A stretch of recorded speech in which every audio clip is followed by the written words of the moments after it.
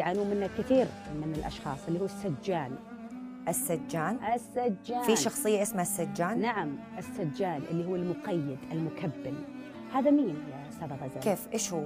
هذا يملي عليك او يلبسك لباس بمقاسه هو. طبعا مقاسات البشر تختلف، ملابسي تختلف عن ملابسك، ملابس فلان المقاس يختلف. صحيح. هو نفس لبسه بالافكار ونفس مقاساته يبغى يلبسك اياها غصب. اوكي. يقيدك بافكاره، بمبادئه، بطريقه توجهه، ولا بد انك تتبنين افكاره. يعني لو ما تبنيتها تملكي بشكل كبير، هو مقيد. اوكي. غيور جدا. لا تلتفت اللفتة هذه، لا تسوي الشيء الفلاني. تعرفين بعض الصديقات لما تقول ليش صادقتي غيري؟ صح. ليش انت مشيتي مع فلانة؟ انا وش فيني؟ مقيد، عنده فكرة معينة يناقشك فيها، تناقضينه. ان لم تكن معي فانت ضدي. صحيح. دائما في حالة من الصراع علشان يلبسك طاقية افكاره، ياخذها من هنا ويلبسيها، يلغي شخصيتنا الاخر. رائع. عشان كذا سميناها السجان المقيد.